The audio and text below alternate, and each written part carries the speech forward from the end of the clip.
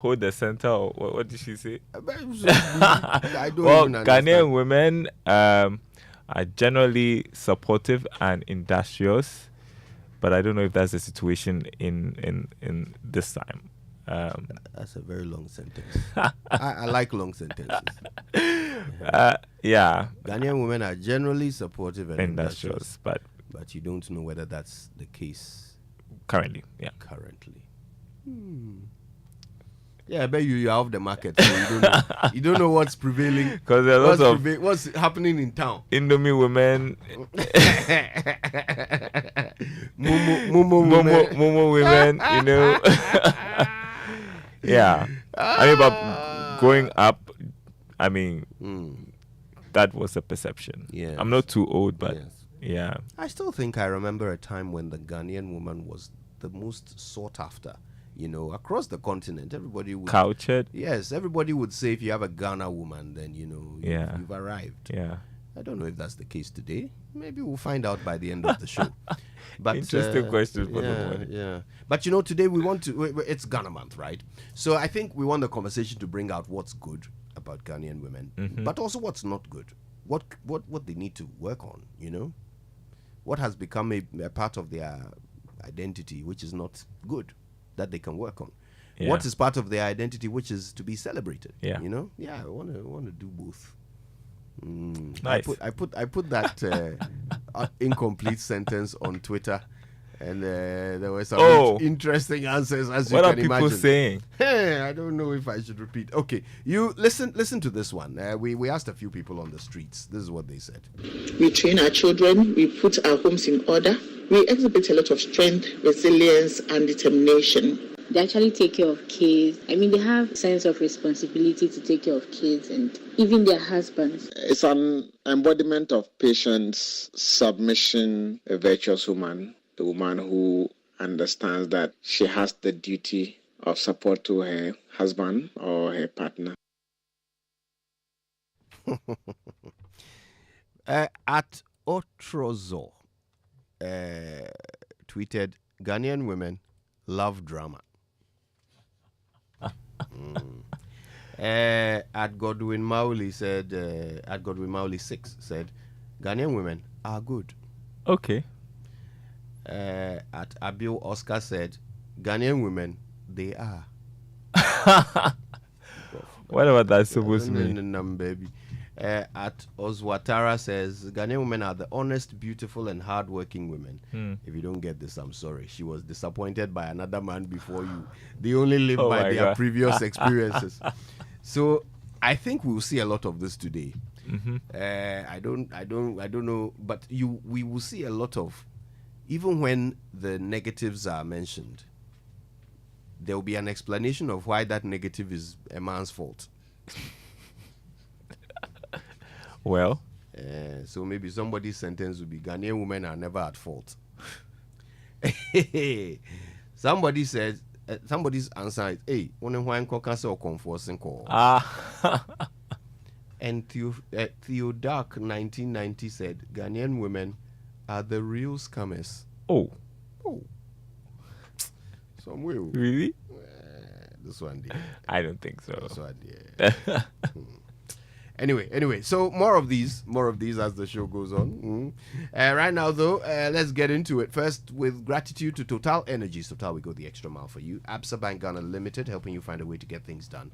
And Millennium Insurance, your trustworthy partner, for bringing us the 6 a.m. news. And now it's time for the Joy Business Report, brought to us by Glyco Life Travel Insurance. Glyco, we cushion you for life. Of course, don't forget, wherever you're going, best thing to put in your back pocket is some Glyco Life Travel Insurance, so you're covered for medical and emergency assistance, including COVID cover, personal 24-hour assistance services, replacement for lost baggage, passports, driving license, ID card, or any other consular documents, plus cover for personal accident, personal liability, and compensation for trip cancellation or curtailment, not forgetting losses and delays that last over 4 hours. Contact Glyco Life on 0302 218 500, or you can WhatsApp 020 2222 for a travel insurance policy that best suits your needs for an enjoyable travel in absolute peace of mind. Glyco, we cushion you for life.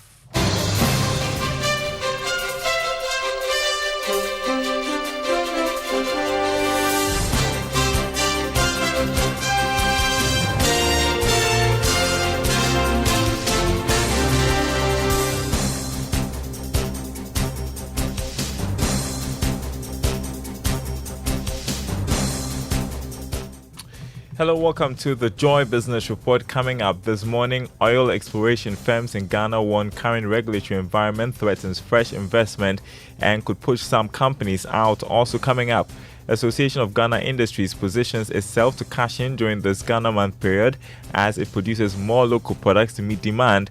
We'll hear from the association. Also, in our business journal, we assess the state of one of Ghana's oldest forts, Fort Amsterdam, in Abanse as we mark Ghana Month. Stay with us.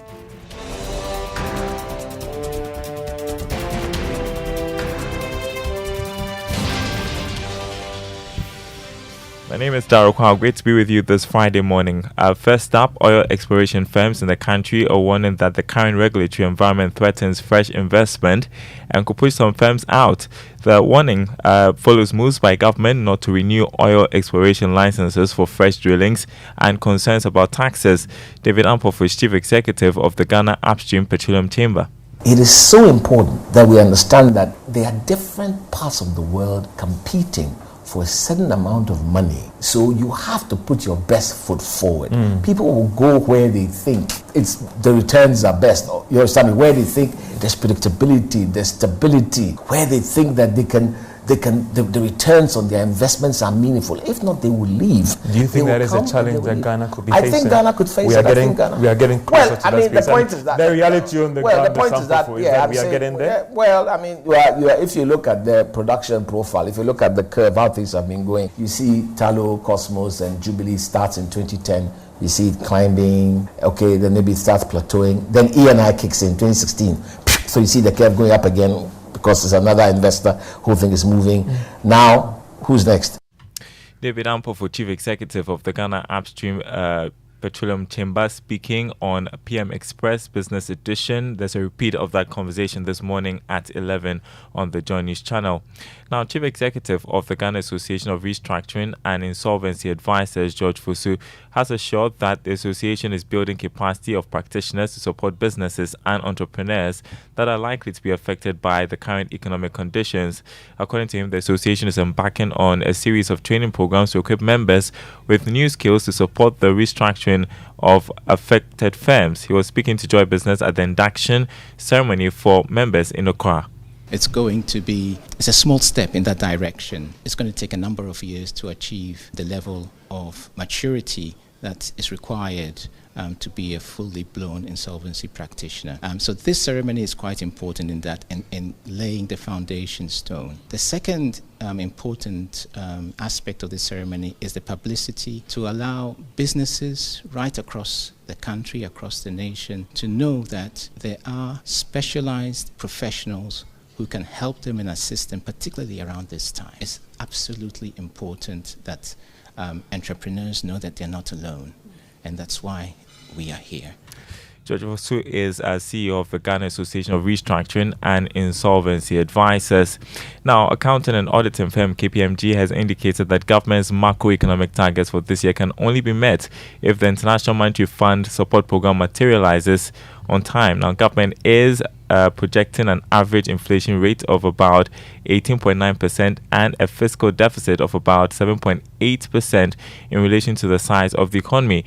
But KPMG warns any delay in the IMF program would become a problem for the Ghanaian economy. Gordon Dade is senior manager. Looking at 2023 in terms of macroeconomic indicators, of course, growth is coming down. Last year, growth as at September, growth was about 4.0. But government is projecting 2.8 for this year, obviously because of the challenges that we are all aware of. In terms of fiscal deficit, government is looking at a number around 7.7, but one may ask whether this is achievable considering the challenges that we are experiencing. And obviously we are looking at closing the year inflation at about 19%, this 18.9%, which is closely 19%. One may ask, is this possible? As we are seeing 54%. All these things could be achievable if the IMF program is closed on time, and also some of the plans that government have is achieved. You had Gordon Dade, Senior Manager at KPMG, speaking at the Economic Outlook Report launch of the Ghanaian-German Economic Association. Now, US President Joe Biden's nominee to lead the World Bank, ex-Mastercard Chief Executive Ajay Banga, says he has already won the support of Ghana, India, and Kenya. Mr. Banga is hoping to visit as many countries around the world as logistically possible over the next 3 weeks to understand their priorities and concerns so he could hit the ground running if elected. He will visit Africa, Europe, Asia, and potentially Latin America in the coming weeks to meet with donor countries and borrowers. Whilst the World Bank will accept nominations from other countries until March 29, President Biden's nomination all but assures that Mr. Banga will assume a job that oversees billions of dollars of funding for developing countries. Now, Vice President of Development Bank Ghana, Michael Mensah-Barr, has said that his outfit has access to sufficient capital of about $700 million, which will be channeled into identifying the gaps and challenges that are hampering production in the agri sector. He says the bank will serve as a catalyst in bringing together stakeholders in the agri sector through workshops to address challenges. We have access to almost $700 million, and we believe that we have sufficient capital to at least start the journey. The funding gap that we see in agriculture is significant, but we believe that what we have is enough to start that journey of providing the funding that we need to support that sector. In addition to that, we've always stated that we also want to act as a catalyst, which is we don't aim to do everything on our own, but we aim to bring all these various stakeholders who are also interested. So the work alone is not about just how much have we given out, but it's also identifying the problem and making sure that the funding is used in the right way. You're listening to the Joy Business Report. In other news, the Association of Ghana Industries says it has the capacity and is ready to produce and supply all local items needed for promotion of Ghana Month initiative. According to the association, it has the industrial muscle to meet the needs of every Ghanaian desiring to patronize locally produced items. Greater Accra Regional Chairman of the AGI, Chunam Akwelo, however, says that despite the challenges facing industries, they are committed to the industrialization drive. Local industrialization has been very high on the agenda of the AGI. As I speak to you, we have the capacity to produce almost all of the things you need. If you wake up from the morning, you need a toothpaste, and we are able to produce all of that locally. You need to be able to go to your office, you need to put on a dress. Our garment and apparel sector is really up to the task. Most of the fabric you see are produced locally. In fact, we've got local capacity to produce more than enough. We've got local capacity to produce all of them. Chunam Akwelo there. He is a Greater Accra Chairman of the Association of Ghana Industries. Well, still with Ghana Month, we want to take you next to the Central Region for our business journal. We take a look at one of the oldest forts in the country, Fort Amsterdam in the Central Region, which played a key role during the slave trade era. James Shen has been there and comes through with this report.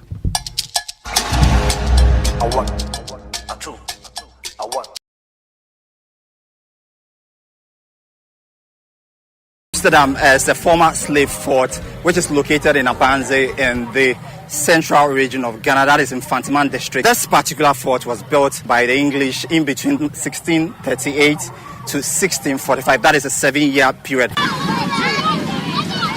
That was the war between Dutch and British in 1638. Then the Dutch people won the war and took the fort from British people. But the first name of this fort was the Fort Amsterdam. It was Fort Commandant by British. But when the Dutch took from them, Dutch people changed the name from Fort Commandant to Fort Amsterdam. Is there a reason why? The reason was it's all about is the one who want to I mean, just to rename the yes. place. Okay. So the first name of this fort is by the owners.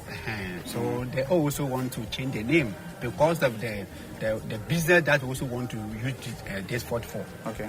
But the Dutch people, the British people use this for their good business. Over 20 historic forts and castles are dotted along Ghana's coast, some in crumbling ruins and others remarkably intact. Over centuries, they have changed hands from the Portuguese to the Dutch, British, and now Ghanaians.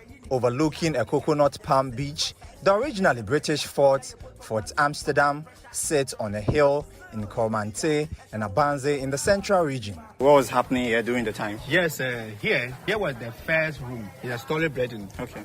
Top and down. Top one used for the living room for soldiers. Soldiers, okay. But the British people, they also used for the soldiers' living room. But the same thing, when the Dutch also took the fort, the soldiers also used the same top for the living room. But down here, it was the gold storeroom for British people. So that's where they store the gold. The leasing of the site for the fort was engineered in 1631 by Aaron de Groot, a disgruntled former employee of the Dutch West India Company. Our fathers, tall and then strong people with Africa powers, with the chains, with the captain here. In 1640, the lodge was destroyed by fire. Believing the Dutch to be the assassins, a charge fervently denied the British built a heavily fortified fort. Never reoccupied, Fort Amsterdam remained as a ruin until its 1951 restoration by the Ghana Museums and Monuments Board. Yet in 2023, more work is needed to keep the fort in shape. For Joy Business, James Ishen. All right, thank you, James, for that report. As we wrap up this morning, let's check the markets for you. The dollar going for 12 cedis 80 pesos on the forex or retail market. The pound selling at 15 cedis 35 pesos. The euro going for 13 cedis 40 pesos. On the commodity market, crude oil still selling at $84 a barrel. Gold went up by almost $3 to open trading at $1,836 an ounce. Cocoa lost $51 to open trading at $2,790 a ton. More news on our website, myjoyonline.com/business. My name is Daryl Kwawu. Thanks for listening, and it's back to Kojo with more of the Super Morning Show. At the Cape Coast Castle and Elmina Castle. And was only a fort, not an actual castle. Okay. More slaves went through there than Cape Coast and Elmina put together. Wow, that's new information for me. Yeah, and it's a very little known fact. Yeah, because we don't talk about that. You see, the reason why is because the route, the slave route from the north, came through. You know where the river is, the slave river is. Is it Ijumaku? Which is a bit further north in the central region. Now, from there, the trek to Anomabo was much shorter, about a day shorter than the trek to Cape Coast. Oh. And 2 days shorter than the trek to Elmina. So eventually, those who were bringing the slaves decided to just take them to Anomabo, where there were ships waiting anyway. Oh. Okay, so for the last, maybe call it a decade of slave trade, Anomabo got all the slaves. And by the end of it, when you tally the number of slaves that went through Fort Amsterdam, it's more than all the slaves that ever went through Cape Coast and Elmina put together. Wow. Wow. Yeah, that's a fascinating fact of history people don't know. There is so much of a story at that fort. Have you been there yourself? Yes, yes. I've done an episode of Joy Prime Explore. Oh, I see. On Fort Amsterdam, and it was enlightening. It was enlightening. Yeah. You guys were onto something when you decided to go there. Yeah.